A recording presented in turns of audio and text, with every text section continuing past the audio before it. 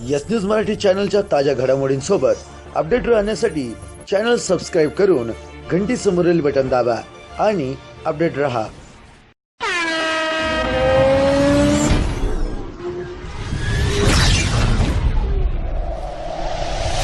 नमस्कार, मी Jayesh. Yes news Marathi वृत्तवाहिनीच्या बातमीपत्रात आपल्या सर्वांचं मनपूर्वक स्वागत। प्रथम एक नजर आजच्या ठळक घडामोडींवर। अतिवृष्टीमुळे हिमायतनगर या ठिकाणी एका शेतकऱ्याची आत्महत्या। सुशांत आत्महत्या प्रकरणातील पक्षातील नाराजगीवर भुजबळांची प्रतिक्रिया। बोगस कंपन्यांची माहिती असूनही कृषी खाते झोपेत। केंद्र सरकार विरोधात युवक काँग्रेस आक्रमक। काँग्रेसमध्ये सर्वांना मत मांडण्याचा अधिकार, महसूल मंत्री बाळासाहेब थोरात। इमारतीच्या ऑडिटची मागणी करून देखील दुर्लक्ष, दरेकर। पावसाळी अधिवेशन 7 सप्टेंबर पासून 2 दिवस। पाटण या ठिकाणी रानटी प्राण्याने केले शेतीचे नुकसान। खरीप हंगामातील पीक वाया गेल्याने कर्जबाधित झालेल्या शेतकऱ्याने आत्महत्या केल्याची घटना घडली आहे। नांदेड जिल्ह्यातील हिमायतनगर येथील एका 65 वर्षीय शेतकऱ्याने अतिवृष्टीमुळे सोयाबीन आणि कापूस वाया गेलं आणि स्टेट बँकेचं 80,000चं कर्ज कसं फेडायचं या विवंचनेतून आत्महत्या केली आहे। शंकर तुंगेवाड असं या आत्महत्या केलेल्या शेतकऱ्याचं नाव आहे। मयत तुंगेवाड यांना 7.5 एकर जमीन असून अतिवृष्टीमुळे सोयाबीन आणि कापूस वाया गेलं आणि स्टेट बँकेच्या 80,000चं कर्ज कसं फेडायचं याची चिंता असलेल्या तुंगेवाड यांनी गळफास घेऊन आत्महत्या केल्याची एक दुर्दैवी घटना घडली आहे। शेतामध्ये मरता अवस्थेमध्ये आढळले। कधी मध्ये बरेच वेळेस त्यांनी कर्ज आहे, शेतीचं बँकेचं लोन आहे उचललेलं। याच्यामध्ये कर्जामध्ये आलं नाही त्यांचं माफीमध्ये नाव, ते पण म्हणत होते, त्याचं पण टेन्शन घेत होते त्यांनी। कधीचं लोन होतं ते? बरे माझ्या मते त्यांनी म्हणत होते कधी मध्ये खूप वर्षाचं आहे, होते 2-4 वर्ष का 5 वर्ष झालं असं काही म्हणत होते। मी कधी पाहिलं ना त्याचे हे, पण त्यांनी पडतो त्यांचे, मी जावाई पडतो। कल मेरे पिताजी खेत में गए थे, 2-4 दिन से परेशान थे, 1 महीने से परेशान थे बैंक के कर्जे के, इसलिए वो जा रहे थे बैंक कर्जे, माफ़ हुआ नहीं हुआ, माफ़ हुआ नहीं हुआ, 2 बार भी नहीं माफ़ हुआ, तीसरी लिस्ट है, तीसरी भी नहीं माफ़ हुआ। 8-10 दिन से खेत में जा रहे, 15 दिन बारिश चल रही, इस वास्ते वो और ज़्यादा हदबल हुए। कुछ समय के लिए उन्होंने पिछले साल खेत में कुछ भी नहीं हुआ, दालें उसमें भी नुकसान ही पाए। इसके बाद उन्होंने पुणे चले गए। पुणे में भी कोरोना की वजह से फिर लौट के खेती करने का निर्णय लिया। खेती करने के बाद यहाँ भी 15 दिन से बारिश चल रही और कर्जा अपनी नहीं हो रही, तो हताश हो गए। मुझे परसों के दिन बोले कैसा होना, कर्जा इतना होगा तो कैसे पालने का।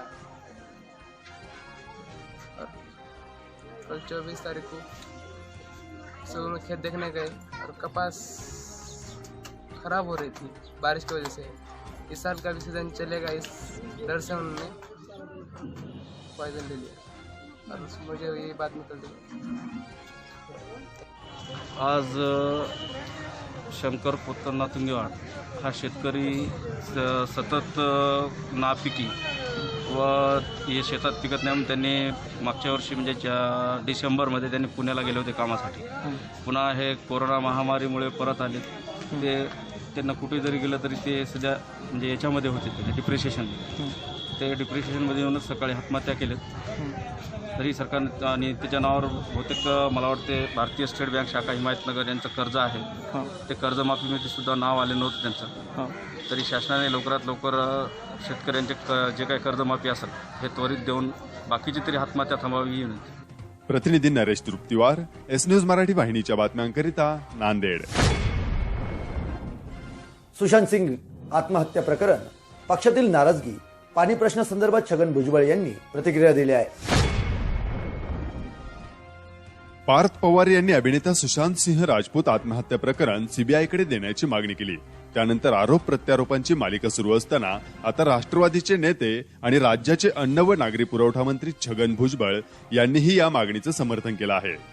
तसेच बरं झालं सुशांत सिंग प्रकरण सीबीआयकडे गेलं, त्याचबरोबर काँग्रेस पक्षाची देशात ताकद वाढो अशा शुभेच्छा देखील काँग्रेस अध्यक्ष निवडीवरून घडत असलेल्या घडामोडींच्या पार्श्वभूमीवर छगन भुजबळ यांनी दिल्या आहेत. साधारणपणे सातत्यानं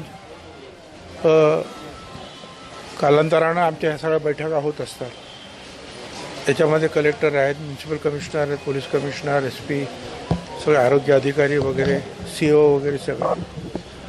आणि साधारण ज्या गोष्टी आम्हाला बाकीचे काही सूचना करतात, ह्या सुधारणा करा म्हणून वेगवेगळ्या लोकांकडून काही ॲडवायझरीज येतात, तर त्याप्रमाणे ज्या आपण सुधारण्याचा जो आहे तो प्रयत्न करत असतो.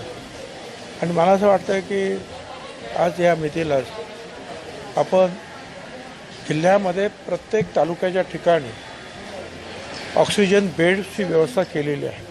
कुठे 20 केले आहे, कुठे 25 केले, 30 केले, 40 केले. तालुक्याच्या ठिकाणी सुद्धा आपण ऑक्सिजन बेड्सची व्यवस्था केलेली आहे. तर आता 1000 बेड्सचं हॉस्पिटल आपण जवळजवळ त्याची प्रगती आपण त्या नेतो आहोत. तिथे मोठ्या प्रमाणावर व्हेंटिलेटर्सची पण व्यवस्था आहे, ऑक्सिजनची पण व्यवस्था आहे. तर अशा रीतीनं ज्या ज्या गोष्टीची कमतरता आपल्याला भासत होती ते आपण केलेले आहे. त्या ठिकाणी जास्तीत जास्त आज आपण पाहतो की अनेक राजकीय पक्षसुद्धा याच्यामध्ये भाग घेऊन सार्वजनिक संस्थांच्या माध्यमातून आपण प्रत्येक गल्लीत जाऊन चौकशी करतो आहोत, टेस्ट घेतो आहोत. त्यातून हा आकडा आपल्याला थोडासा वाढलेला दिसेल, पण एकूण बरं होण्याचं प्रमाण, मृत्यूचं प्रमाण, टेस्ट घेण्याचं प्रमाण, ह्या सगळ्या गोष्टी पाहिल्या तर आपले पॅरामीटर जे आहेत नाशिक जिल्ह्याचे हे अतिशय चांगले आहेत. महाराष्ट्राच्या अतिशय चांगले आहेत. काही ठिकाणी तर देशाच्या पातळीवरच्या पॅरामीटरबरोबर आपण तुलना करू शकतो, एवढे चांगले पॅरामीटर्स आलेले आहेत. तर मला असं वाटतं की लोकांनी आता गणेशोत्सव सुरू आहे, लोक सांगितलेले नियम शक्यतो पाळता आहेत. त्याने असंच थोडंसं पाळलं पाहिजे, अंतर ठेवलं पाहिजे, मास्क वापरले पाहिजेत, तिथे सगळ्या काळजी घेतल्या पाहिजेत. मला असं वाटतं त्यातून जे आहे की काय होणार, नाशिकमध्ये सुद्धा आपल्याला पाणी कपात लागू करावी लागेल, परंतु आता काही प्रश्नच नाही. आता ओव्हरफ्लो सुरू झालेला आहे धरणाचा, त्याच्यामुळे नाशिकच्या तरी पाणी पुरवठ्याची काही प्रॉब्लेम आता आहे असं मला वाटत नाही. परंतु इतर ठिकाणच्या बाबतीमध्ये मी अजून तेवढा समाधानी नाही आहे. इतर काही ठिकाणी म्हणजे जो पालखेड समूह जो विशेषतः आहे त्याच्यामध्ये पावसाची अतिशय आवश्यकता अजूनही आहे. आघाडीमधले काँग्रेसचे काही आमदार नाराज आहेत म्हणजे यावर निधी वाटपावर, त्यामुळे पुन्हा महाविकास आघाडीमध्ये कुरकुरी आहे असं बातमी येतात. असं आहे ना, हे पहा, एक पक्षाचं सरकार असलं तरीसुद्धा काही आमदार, काही खासदार हे नाराज असतात. पण आमच्याकडे दुर्लक्ष झालं, मग त्यांच्यावर चर्चा केली जाते, त्यांचे प्रश्न सोडवले जातात. एक पक्षाच्या सरकारमध्ये सुद्धा हे असतं. आता हे 3 पक्षाचं सरकार आहे, परंतु जरा काही कोणी काही बोललं की आता आघाडी धोक्यात, हे असले जे काही प्रकार आहेत ते आपण थांबवले पाहिजे. काही धोक्यात नाही, सगळं व्यवस्थित चालणार आहे. नाही तर तो सुशांत सिंग काय होणार सरकार, अरे काय उलट आता असं वाटायला बरं झालं ते CBIकडे गेलं. कारण तुम्ही किती जरी केलं असतं मुंबई पोलिसांनी तरी काही लोकांनी लावून धरलं असतं की नाही याच्यामध्ये काही मोठ्या लोकांना वाचवण्याचा प्रयत्न झाला आहे. आता तर सत्तेच बाहेर, काय काय काळजी करायचं काय. त्याच्यामुळे आता ते झालं, आता ते आता लहान कुरकुरी येत राहणार, चालू राहणार. कोण अध्यक्ष व्हावं हे मी सांगायचं का, आणि माझ्या पक्षामध्ये कोणी काय व्हावं हे दुसऱ्या पक्षाच्या लोकांनी सांगायचं. आमच्या सगळ्यांना शुभेच्छा आहे. आमचं एवढंच म्हणणं आहे की काँग्रेस पक्षाची ताकद देशामध्ये वाढव, अशा रीतीने त्यांच्या हातून निर्णय घडव. मंदिरं सुरू करा अशी मागणी जे माझ्याकडे सुद्धा आपल्या इथले जे आहेत सगळे जे पुजारी आहेत, त्र्यंबकेश्वरचे आहेत, सगळ्यांनी माझ्याकडे सुद्धा अशी मागणी केली, मी ती मांडली सुद्धा. परंतु एक आहे की फक्त मंदिरं ज्या आपण ओपन करू तर फक्त मंदिर हा प्रश्न राहत नाही. मंदिर आहेत, मग मंदिर मस्जिद आहेत, मग चर्चेससुद्धा आहेत. तर या सगळ्यांना काय नियमावली आपल्याला लागू करता येईल याचा विचार करून त्याच्यावर निर्णय घ्यावा लागेल. म्हणून तर असं कदम चाललेलं आहे. विरोधाभास असा आहे की वर्तमानपत्रातून जे आहे त्यांना जे काय ते संपादक जे काही त्यांचे संजय राऊत वगैरे जे काही त्यांना जे वाटतं किंवा लोकांना जे वाटतं ते त्यांनीच त्याचा विचार कसा करायचा ते मुख्यमंत्री ठरवतील. त्याची गल्लत करायचं काही कारण नाही. काय झालं अनेक वेळेला आपलं वर्तमानपत्रसुद्धा आपलं काम तोचत असतं किंवा आपल्याला काही सजेशन देत असतं. त्याच्या चुकीचं काय तुम्ही हे आता आणि या संदर्भामध्ये येत्या कॅबिनेटच्या याच्यामध्ये स्वयं चर्चा करू. मला असं थोडंसं वाटतं की हे गणपतीचा हा माहोल आपल्या राज्यामध्ये विशेषतः जास्त असतो इतर राज्यांपेक्षा. त्याच्यामुळे थोडंसं जे आहे एक 5-7-8 दिवस कदाचित निर्णय घ्यायला लागतील असं मला स्वतःला वाटतं. साहेब तुम्ही मंदिर याविषयी एस न्यूज मराठी वाहिनीने घेतलेला हा आढावा. राज्यात निकृष्ट दर्जाच्या बियाण्यांमुळे शेतकरी त्रस्त झालेले असताना बोगस कंपन्यांची माहिती असूनही कृषी खाते हे झोपेत असल्याचा आरोप केला जातोय. राज्यात सध्या बोगस बियाण्यांच्या कंपन्यांनी धुमाकूळ घातल्यानं बळीराजा अगदी हैराण झालेला दिसून येतोय. या बोगस बियाणांमुळे शेतकऱ्यांवर दुबार आणि तिबार पेरणीचं संकट ओढावलं आहे. राज्यात सध्या चांगला पाऊस आहे, त्याचा फायदाही शेतकऱ्यांना झाला, परंतु बोगस बियाणांमुळे शेतकरी मोठ्या आर्थिक संकटात सापडला आहे. त्यामुळे उडीद, मूग, कापूस यासारख्या पिकांवर मोठ्या प्रमाणात रोगांचा प्रादुर्भाव होत आहे. आणि एवढं सगळं घडत असताना देखील कृषी विभाग मात्र झोपा काढत असल्याचा आरोप नांदेड जिल्ह्यातील शेतकरी आणि सामान्य जनता करीत आहे. बरोबर आहे. अगोदर तर बोगस बियाणे महाराष्ट्र सरकारनं ज्यावेळेस बोगस बियाणे दिले त्यावर काय प्रतिक्रिया दिलेली नाही आणि आता पूर्ण महाराष्ट्रामध्येच ओला दुष्काळ चालू आहे. तरी या संदर्भामध्ये कृषी खात्यानं शेतकऱ्याच्या आत्महत्या किंवा शेतकऱ्याची परिस्थिती जाणून अडचणी जाणून त्यांचे लवकरात लवकर पंचनामे करून त्यांना आर्थिक मदत देण्यात यावी. अन्यथा रिपब्लिकन सेनेच्या वतीने पूर्ण राज्यभर आंदोलन छेडण्यात येईल. आणि मला असा प्रश्न पडतो की ज्यावेळेस शेतकऱ्यावरच महाराष्ट्र हा अवलंबून आहे तर शेतकरी जर आज अडचणीत असेल तर महाराष्ट्र राज्याचं किंवा या कोरोनाच्या काळामध्ये जे अन्नधान्य लागणार आहे शेतकरीच उपाशी मरत असेल तर सामान्य नागरिकांना तर उपाशीच मरावं लागेल. तर यामुळं असं म्हणणं आहे की बाबा कृषी खात्याने लवकरात लवकर शेतकऱ्याचे पंचनामे करून त्यांना तात्काळ अशी मदत करावी आणि ओला दुष्काळ जाहीर करावा असे रिपब्लिकन सेनेचे म्हणणे आहे.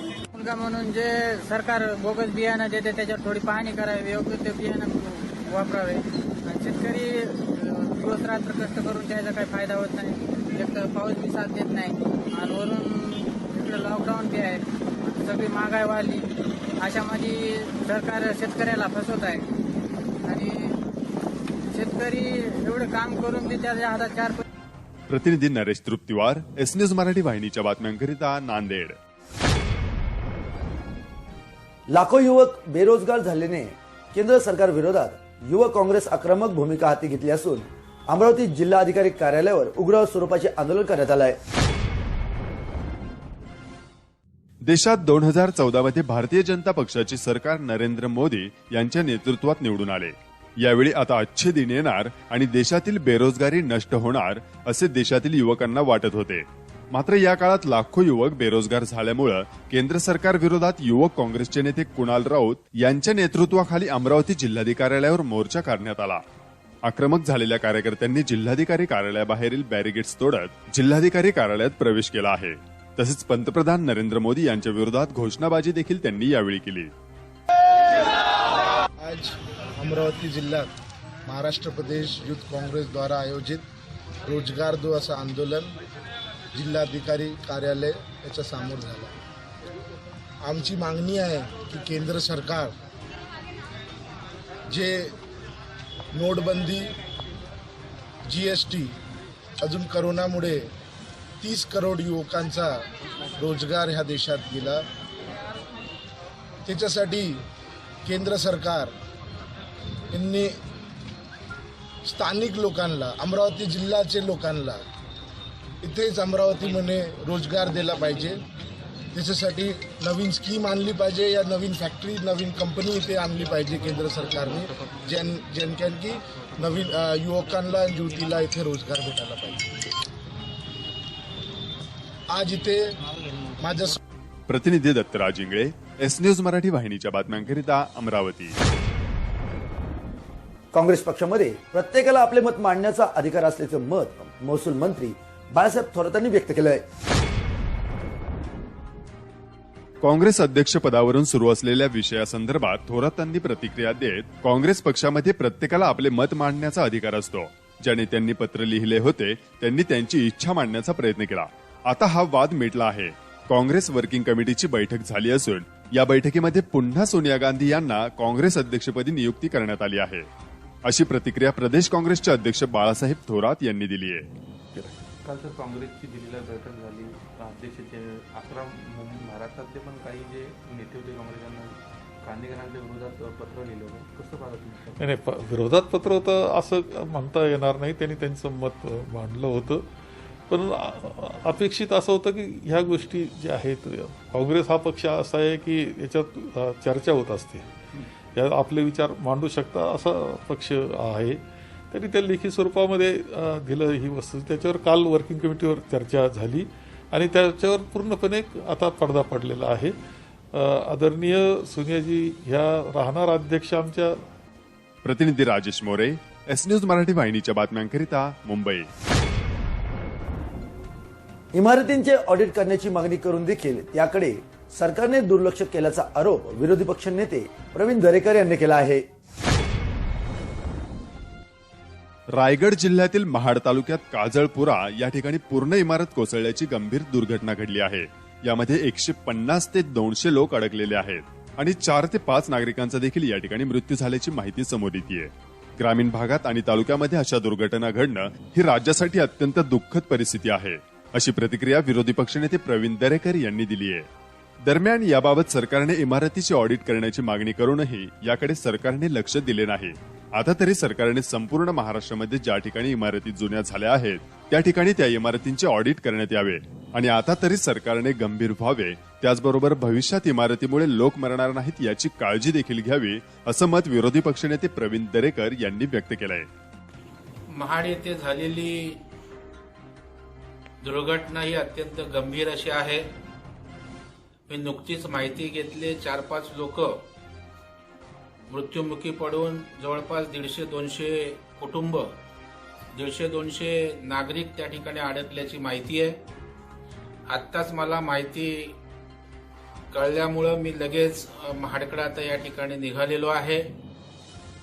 खरं म्हणजे आज शहरांमध्ये इमारती पडणं, दुर्घटना मोठ्या प्रमाणावर होणं हे सुरू होतं, परंतु दुर्दैवानं आता ग्रामीण भागात तालुका स्तरावर सुद्धा अशा प्रकारे इमारतींच्या दुर्घटना घडणं हे अत्यंत राज्यासाठी धोकादायक आहे. आणि परवा फोर्टची इमारत पडल्यानंतर मी त्या ठिकाणी मागणी केली होती की मुंबईतील असतील, महाराष्ट्रातील ज्या ज्या इमारतींचं ऑडिट करण्याची आवश्यकता आहे, स्ट्रक्चरल ऑडिट करण्याची आवश्यकता आहे, ती मागणी करून पण या सरकारला त्या ठिकाणी फार गांभीर्यानं भूमिका घ्यावी असं वाटलं नाही. म्हणून त्यानंतर अनेक इमारती पडल्यात, शहरात पडल्यात, आता तालुका स्तरावर होत आहेत. तर मला वाटतं आता तरी संपूर्ण महाराष्ट्रामध्ये ज्या ज्या ठिकाणी इमारती जुन्या झाल्यात त्यांचं स्ट्रक्चरल ऑडिट करणं, लोकांच्या जीविताची काळजी घेण्याची अत्यंत आवश्यकता आहे. आणि मला वाटतं सरकारने आता तरी गंभीर व्हावं. भविष्यात इमारती दुर्घटनातून लोक मरणार नाहीत याची काळजी घ्यावी, असं कळकळीचं आवाहन पण मी राज्य सरकारला या ठिकाणी करतो. प्रतिनिधी बाळू गुराव, एस न्यूज मराठी वाहिनीच्या बातम्यांकरिता रायगड. राज्याचे पावसाळी अधिवेशन 7 सप्टेंबर पासून 2 दिवस होणार असल्याची माहिती आमदार आशिष शेलार यांनी दिली आहे. राज्याचे पावसाळी अधिवेशन 7 सप्टेंबर पासून सुरू होणार असून अधिवेशन केवळ 2 दिवसच चालणार आहे. विरोधी पक्षनेते देवेंद्र फडणवीस यांनी या अधिवेशनामध्ये अनेक विषयांवर चर्चा करणे असून त्यामुळे हे अधिवेशन 4 दिवसाचे असावे अशी मागणी केली होती. मात्र सत्ताधारी पक्षाकडून अधिवेशन केवळ 2 दिवसांचे असावे असे मत सत्तारूढ पक्षाचे होते. त्यावर झालेल्या विधिमंडळ कामकाज समितीच्या बैठकीमध्ये पावसाळी अधिवेशन हे 2च दिवसांचे होणार याला मान्यता देण्यात आल्याची माहिती आमदार आशिष शेलार यांनी दिली. सभा का सत्र कैसे और कितने दिन चलेगा इसके बारे में चर्चा हुई. सत्ताधारी पक्ष की तरफ से यह अधिवेशन जो कुछ कानूनन प्रक्रिया पूरी करनी है, कुछ बिल्स के ऊपर चर्चा करनी है और कुछ सप्लीमेंट्री बजट डिमांड्स के ऊपर चर्चा करने के लिए 2 दिन का करना चाहिए ऐसा प्रस्ताव रखा. विपक्ष की तरफ से माननीय देवेंद्र फडणवीस जी ने ये सदन का सत्र बहुत सारे विषयों पर चर्चा करने के लिए आवश्यक है. किसानों का विषय हो, विद्यार्थियों का विषय हो, लॉ एंड ऑर्डर हो और सबसे जरूरी तो कोरोना और हेल्थ का विषय हो. इन सभी और अन्य विषयों के लिए कम से कम 4 दिन का सत्र होना चाहिए, इस प्रकार का आग्रह रखा. बहुत विनती और चर्चा के बाद 2 दिन के सत्ताधारी प्रस्ताव को मान्यता हमने दी है, उसको सम्मति दी है और उस प्रकार से अधिवेशन 7 तारीख से 2 दिन का होगा. मांग हमने ये भी की है कि सभी डिपार्टमेंट जो है उन सभी डिपार्टमेंट्स के ऊपर चर्चा हो, क्योंकि महाराष्ट्र में आवश्यकता कुछ निर्णयों को बहुत जल्द करने की आवश्यकता है. उस विषय के बारे में भी हमने आग्रह रखा है. पहली बार ये देखा जाएगा कि फिजिकल डिस्टेंसिंग, सोशल डिस्टेंसिंग का आवश्यकता और कानून के कारण विधानसभा सम्माननीय सदस्यों को एक पीरियोडिक बीच का अंतर रखकर बैठना पड़ेगा. इसके कारण कई सदस्यों को, कई विधायकों को वहां पर जो हमारी विजिटर्स गैलरी है और स्टूडेंट्स गैलरी है वहां पर भी ऊपर बैठना पड़ेगा. इस प्रकार की स्थिति होगी. आग्रह का विषय ये भी रखा है कि सभी विधायक 1 दिन पहले का कोविड कोरोना की टेस्ट ये करके उसका रिपोर्ट सबमिट करे. जो वो कर नहीं पाएंगे उनको यहाँ टेस्ट करने की व्यवस्था भी की जाएगी. और इसी प्रकार से विधानसभा सदस्य ने विधायकों के ड्राइवर के लिए भी सोशल डिस्टेंसिंग के साथ बैठने की व्यवस्था, कैंटीन की व्यवस्था, हमारा विधानसभा सदस्यों के विधिमंडल का जो स्टाफ है, मंत्रालय का स्टाफ है, अन्य पुलिसकर्मी और बाकी सब लोग हैं, उनके भी टेस्ट और उनके भी बैठने की और कैंटीन की व्यवस्था उसमें की जाए. इस प्रकार का भी निर्णय सर्वसम्मति से लिया हुआ. शील्ड को लेकर के भी सभी विधायक जो अंदर जाएंगे उन सब जो प्रक्रिया में सम्मिलित होंगे सदन के, वो कोविड निगेटिव टेस्ट के होने चाहिए, तभी अंदर जाने मिलेगा. और हर किसी को एक किट दिए जाने का प्रस्ताव है. Hand sanitiser, hand gloves, face shield, इस प्रकार से विधिमंडल से व्यवस्था भी की जाएगी. कितने तारीख से? 7 सितंबर से सत्र 2 दिन का होगा. प्रतिनिधी राजेश मोरे, एस न्यूज मराठी वाहिनीच्या बातम्यांकरिता मुंबई. रानटी प्राण्याने धुडगूस घातलेले जवळपास 1 एकर शेतातील भुईमुगाचे मोठ्या प्रमाणात नुकसान झाल्याची घटना घडल्याचं समोर आलं आहे. सातारा जिल्ह्यातील पाटण येथील गणेश मोरे यांच्या उभ्या भुईमुग पिकात रानटी प्राण्यांनी धुडगूस घालत जवळपास 1 एकर क्षेत्राचं मोठं नुकसान केल्याची घटना घडली आहे. सकाळी शेतात येताच शेतकऱ्यांच्या लक्षात ही बाब आली. त्यावेळी संपूर्ण शेतातील भुईमुग जनावरांनी उपटून टाकले होते. तसेच नुकतेच तयार पीक हातात येत असताना अशा प्रकारच्या नुकसानीने शेतकऱ्यांना मोठा धक्का बसला आहे. या नुकसानीचा पंचनामा करून शासनाने नुकसान भरपाई द्यावी अशी मागणी नुकसानग्रस्त शेतकऱ्यांनी केली आहे. मी शेतकरी गणेश मोरे, पाटण. रात्री आमच्या शेतामध्ये जवळजवळ एक डुकरांचा कळप येऊन त्यांनी भुईमुग या पिकाचे नुकसान म्हणजे डाळे सगळे उपटून अस्तव्यस्त टाकून काहीही ठेवलेलं नाही. यावर्षी जवळजवळ एक 25,000 ते 30,000 रुपयाचं उत्पन्न मिळणार होतं. त्यासाठी बाहेरून संकरित आम्ही बियाणं आणलेलं नवीन, त्याच्यापासून उत्पन्न चांगलं मिळेल असं आम्हाला वाटलं. पण एका रात्री त्या डुकरांनी संपूर्ण 1 एकर क्षेत्राचे नुकसान करून टाकलेले आहे. तर याची सदर आम्हाला भरपाई मिळावी ही विनंती. प्रतिनिधी संदीप कुमार जाधव, एस न्यूज मराठी वाहिनीच्या बातम्यांकरिता पाटण, सातारा. या बातमीपत्रात आता आपण इथेच थांबूया. पुन्हा भेटूया एस न्यूज मराठी वृत्तवाहिनीच्या वेगवान घडामोडींसोबत. तोपर्यंत घरात रहा, सुरक्षित रहा. नमस्कार.